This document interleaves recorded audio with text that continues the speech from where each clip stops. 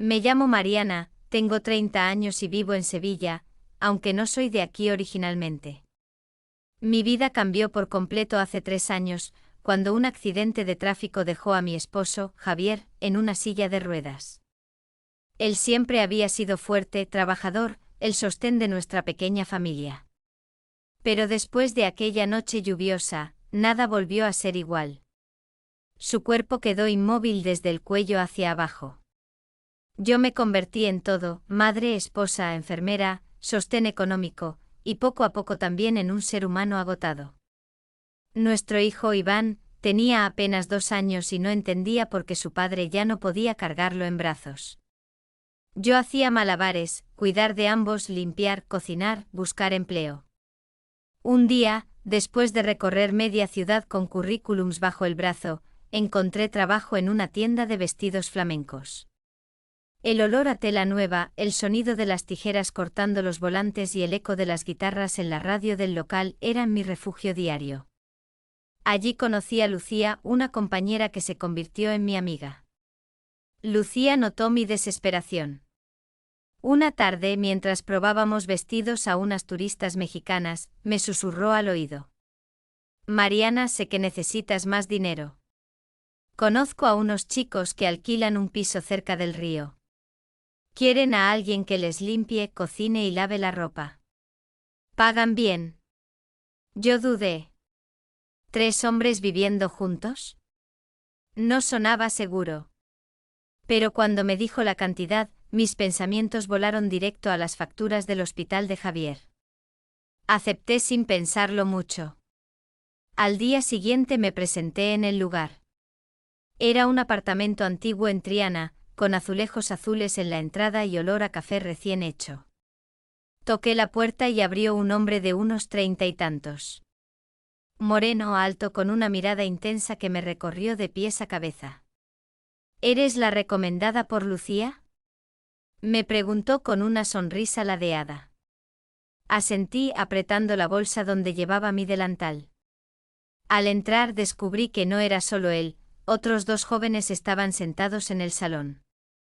Todos parecían forasteros, quizá mexicanos trabajando en la ciudad. Había un aire extraño en aquella casa, una mezcla de camaradería masculina y algo más, un ambiente cargado que me hizo sentir observada.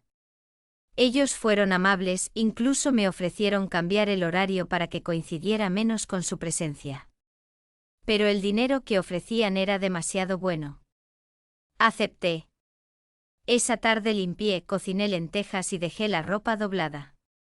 Ninguno me molestó, aunque notaba cómo sus miradas se quedaban demasiado tiempo en mi cintura o en el escote discreto de mi blusa. Al volver a casa, me miré al espejo. Llevaba un vestido sencillo, de algodón azul, gastado en los bordes. Mis sandalias baratas dejaban ver mis pies cansados. Sin embargo, por primera vez en mucho tiempo, me descubrí mirándome como mujer, no solo como madre ni como esposa de un hombre roto. Había algo en esas miradas que despertaba en mí una chispa olvidada. No era amor, ni siquiera atracción en sí, era la sensación de volver a ser visible. Esa noche, mientras peinaba mi cabello frente al espejo, sentí un cosquilleo extraño, como si aquella experiencia hubiera abierto una puerta en mí que llevaba años cerrada. Al principio todo parecía rutinario: limpiar, cocinar, recoger la ropa de cama. Los 3 hombres, Alejandro, Diego y Samuel, trabajaban en horarios distintos, pero casi siempre coincidían al caer la tarde, cuando yo aún estaba terminando mis tareas. Al principio evitaba mirarlos mucho. Me concentraba en fregar los azulejos, en doblar las toallas con cuidado, en batir el gazpacho en la cocina. Pero no era fácil ignorar el ambiente, sus voces profundas resonaban en el piso, las carcajadas masculinas llenaban los pasillos, y yo notaba que me observaban de reojo cuando subía las mangas o me agachaba a recoger algo del suelo. Una tarde de julio, el calor sevillano era insoportable. Mi vestido de lino se pegaba a la piel y las sandalias dejaban ver mis tobillos hinchados. Mientras fregaba el suelo, sentí que la tela húmeda se me ceñía al cuerpo más de lo debido. Al levantar la vista, descubrí a Samuel apoyado en el marco de la puerta, mirándome en silencio. No dijo nada. Solo me sostuvo la mirada, como si quisiera decir 1000 cosas sin pronunciar palabra. Ese día, al volver a casa, Javier me preguntó cómo había estado el trabajo. Yo sonreí con cansancio. No podía contarle la verdad, que 3 desconocidos me hacían sentir observada, deseada, y que esa sensación me llenaba de vergüenza y al mismo tiempo de vida. Pasaron las semanas. Ellos empezaron a confiar en mí, me dejaban dinero extra para el mercado, me pedían que eligiera los ingredientes, que cocinara como a mí me gustara. Me trataban con una mezcla de respeto y complicidad. Un día, mientras tendía la ropa en el balcón del piso, el viento levantó mi falda ligera y dejé al descubierto parte de mis muslos. Escuché una risa ahogada detrás de mí. Me giré y vi a Diego con una cerveza en la mano, sonriéndome descaradamente. Sentí como mis mejillas ardían, pero no dije nada. Solo bajé la mirada y seguí colgando la ropa. Esa noche, sin querer, me descubrí recordando esa escena una y otra vez antes de dormir. Lo más extraño era que empezaba a sentirme viva de nuevo. Entre el cuidado constante de Javier y las noches interminables de llanto silencioso, había olvidado quién era yo, una mujer de 30 años, con cuerpo, con deseos, con una piel que aún ardía bajo las miradas. Pero lo que ocurrió unas semanas después cambió el rumbo de todo. Una tarde, mientras recogía la mesa después de la cena, escuché risas y voces desde el pasillo. La puerta del baño quedó entreabierta. Al pasar, mi vista se cruzó con la silueta de Alejandro bajo la ducha, su cuerpo marcado por horas de gimnasio. Tragué saliva y aparté la mirada, pero no pude evitar que mis mejillas se encendieran. No sabía que en ese instante él me estaba mirando también a través del vapor del cristal. Y que había comprendido mi reacción. La línea invisible que nos separaba se estaba desdibujando poco a poco. El recuerdo de aquella ducha quedó grabado en mi mente como una chispa peligrosa. Intenté convencerme de que no había pasado nada, de que había sido un descuido. Pero cada día que pasaba, los silencios se volvían más densos, las miradas más largas, y mi respiración más entrecortada. Los 3 jóvenes parecían jugar con esa tensión. No me faltaban al respeto, jamás dijeron una palabra obscena, pero había en sus gestos una complicidad que me desarmaba, la forma en que Samuel me ofrecía un vaso de agua y sus dedos rozaban los míos, la manera en que Diego se inclinaba demasiado cerca para preguntarme qué condimento usaba en la comida, o el modo en que Alejandro, desde la sala, seguía mis movimientos cuando me agachaba a limpiar. Una tarde el calor sevillano era tan sofocante que decidí trabajar con una blusa blanca ligera y una falda larga. Me até el cabello en un moño desordenado y apenas me puse un labial discreto. Al entrar en el piso, noté cómo las conversaciones se detuvieron un segundo. Fue un instante breve pero suficiente para sentir cómo su atención caía sobre mí. Mientras limpiaba la mesa del comedor, Samuel dejó escapar un comentario. Mariana, tienes manos delicadas, da gusto ver cómo cuidas cada detalle. Yo reí nerviosa, intentando disimular el rubor. Sin embargo, mis labios se curvaron sin quererlo. Me gustaba esa atención. Los días se volvieron más intensos. Ellos empezaban a esperarme en el salón, conversábamos un rato antes de que yo comenzara las tareas. A veces me pedían que me sentara con ellos a tomar un café, y yo aceptaba, aunque sabía que cada minuto junto a ellos me llevaba más cerca de un límite invisible. Hasta que ocurrió algo inesperado. Una mañana, Lucía, mi amiga de la tienda, me llamó desesperada. Mariana, tu hijo está con fiebre alta, lo tuve que llevar al centro de salud. Se me heló la sangre. Solté lo que tenía en las manos y sin pensar, les conté a los chicos lo sucedido. Lo sorprendente fue que, lejos de incomodarse, ellos se levantaron de inmediato.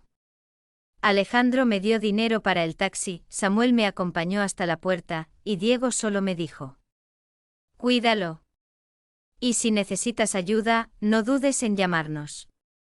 Ese gesto de solidaridad rompió mis defensas. No eran simples inquilinos traviesos, tenían un lado humano que me conmovió profundamente. Cuando mi hijo se recuperó, ellos me escribieron para preguntar por él. Y entonces me descubrí respondiendo con sonrisas. Con detalles de mi vida, dejándolos entrar poco a poco en un espacio que había jurado reservado. Unos días más tarde regresé al piso. El ambiente parecía diferente, más cálido, más íntimo. Me pidieron que me quedara un rato después de limpiar, solo para charlar. Al principio dudé, pero acepté. Nos sentamos alrededor de la mesa, las luces bajas, el aire impregnado de olor a incienso. Entre risas, Diego puso música suave. Samuel sirvió vino. Alejandro me miró fijo y dijo en voz baja: Sabemos que estás pasando momentos difíciles, pero aquí no tienes que fingir. Aquí puedes ser tú. Ese tú resonó dentro de mí como un eco prohibido. Sentí un nudo en la garganta, y aunque nada ocurrió físicamente esa noche, al volver a casa sabía que estaba enredada en una telaraña de emociones que ya no podía ignorar. El día que marcó un antes y un después llegó sin que yo lo planeara. Era un viernes por la tarde, el sol de Sevilla teñía las fachadas de tonos dorados, y el aire estaba cargado de promesas de verano. Yo había terminado de limpiar la cocina y me disponía a salir cuando Alejandro me detuvo. Quédate un rato, Mariana. Hemos preparado algo especial. Entré al salón. La mesa estaba puesta con velas, vino tinto y tapas caseras. Los tres me miraban con esa mezcla de picardía y ternura que me confundía tanto. Dudé. Recordé a Javier en casa, su silla de ruedas, su mirada cansada, pero también recordé mi reflejo en el espejo, una mujer que necesitaba sentirse viva. Me senté. Samuel sirvió el vino, Diego encendió la música, un bolero suave, y Alejandro se colocó a mi lado. La conversación fluyó ligera, entre risas y bromas. Yo llevaba un vestido sencillo de algodón claro con tirantes finos. Nada ostentoso, pero bajo la luz tenue parecía otro. Ellos lo notaron. Estás hermosa hoy, susurró Diego, inclinándose hacia mí. Sentí un cosquilleo recorrerme la espalda. Bajé la mirada, jugueteando con la copa. Nadie cruzó ningún límite físico todavía, pero la tensión era tan densa que podía cortarse con un cuchillo. En un momento, mientras recogía unos platos, mis dedos rozaron los de Samuel. Fue un roce mínimo pero cargado de electricidad. Lo miré y en sus ojos había algo que me dejó sin aire, deseo contenido, sí, pero también respeto. Esa noche no pasó nada más, al menos no en apariencia. Pero dentro de mí todo había cambiado. Había cruzado la frontera emocional, ya no eran solo empleadores o jóvenes curiosos, eran hombres que me hacían sentir vista, deseada, protegida. Los días siguientes cada visita al piso era diferente. Ellos se mostraban más atentos, más cercanos. A veces me pedían que probara el vino con ellos, otras me hacían preguntas sobre mi infancia en Córdoba, sobre mis sueños, sobre lo que me gustaría hacer si no tuviera tantas responsabilidades. Y yo, sin darme cuenta, empecé a abrirme. Les conté de mis noches en vela, de las lágrimas escondidas, de mi frustración como mujer. Sus miradas se volvieron más intensas. Era como si me estuvieran desnudando por dentro sin necesidad de tocarme. Una tarde calurosa, mientras barría el pasillo, escuché risas desde el baño. La puerta estaba entreabierta, y vi a Diego salir envuelto en una toalla, el cabello mojado. Su torso aún brillaba con gotas de agua. Se cruzó conmigo en silencio, tan cerca que pude sentir el calor de su piel. Me sonrió de manera traviesa antes de desaparecer en la habitación. Me quedé paralizada. Sabía que jugaban conmigo, que poco a poco me estaban arrastrando a algo que no tendría marcha atrás. Y lo peor de todo era que yo ya no quería resistirme. Aquella noche de regreso a casa, apenas pude dormir. Me giraba en la cama, escuchando la respiración pesada de Javier, y en mi mente volvían las imágenes, las velas, las risas, la toalla resbalando por el hombro de Diego. Mi cuerpo ardía, y mis pensamientos luchaban contra una culpa que me desgarraba. Algo estaba a punto de suceder, lo presentía en cada fibra de mi ser. El día decisivo llegó casi sin aviso. Era una tarde de verano, el aire denso, el cielo encendido sobre los tejados de Triana. Yo había ido al piso como siempre con mi vestido más sencillo, de lino beige, ceñido a la cintura con un cinturón fino. Y unas sandalias de cuña. Mi cabello lo llevaba suelto, y el calor hacía que algunos mechones se pegaran a mi cuello. Al entrar, el ambiente ya era distinto. No había ruido de trabajo ni conversaciones sueltas. El salón estaba en penumbra con las cortinas medio cerradas, y en la mesa descansaban 3 copas de vino. Los 3 estaban allí, esperándome con sonrisas que decían demasiado. Mariana, dijo Alejandro con voz grave, no tienes que hacer nada hoy. Solo siéntate con nosotros. Yo intenté bromear, fingiendo que debía limpiar, pero mi voz sonaba insegura. Mi corazón latía tan fuerte que pensé que ellos lo notarían. Me senté despacio, y Diego se acercó a servirme vino. Sus dedos rozaron los míos más tiempo de lo necesario. El silencio se volvió insoportable. Fue Samuel quien lo rompió, mirándome con una seriedad inesperada. Sabemos lo que cargas sobre tus hombros. Sabemos lo que tu esposo no puede darte. No estamos aquí para juzgarte. Solo queremos que te permitas sentir. Sus palabras me atravesaron como una confesión que yo misma había guardado años. Cerré los ojos un instante y cuando los abrí, los 3 me observaban con intensidad, sin mover un músculo. Sentí que estaba al borde de un abismo, si daba un paso más, no habría vuelta atrás. El tiempo se detuvo. La música de fondo, el olor del vino, la penumbra, todo me envolvía en un torbellino de emociones. Mis labios se entreabrieron, y por un momento creí que iba a caer. Pero justo entonces el timbre de la puerta sonó con fuerza. Nos quedamos todos en silencio. Nadie esperaba a nadie. Alejandro se levantó con rapidez, fue hacia la entrada y se asomó por la mirilla. Su rostro cambió de color. Es un hombre, parece que pregunta por ti, Mariana. Sentí un vuelco en el estómago. Me acerqué con miedo y a través del cristal vi una figura que conocía demasiado bien, mi cuñado, hermano de Javier. ¿Qué haces aquí?, susurré temblando. Los 3 me miraron confundidos. El mundo entero parecía a punto de derrumbarse. Y en ese instante entendí que lo que había comenzado como un juego secreto estaba a punto de estallar en algo mucho más peligroso. El timbre volvió a sonar, insistente. Yo respiré hondo. Sabía que tenía que decidir, abrir la puerta y enfrentarme a la verdad, o quedarme dentro y dejarme arrastrar por ese deseo prohibido que ya me consumía. La historia, mi historia, estaba a punto de tomar un rumbo del que jamás podría escapar.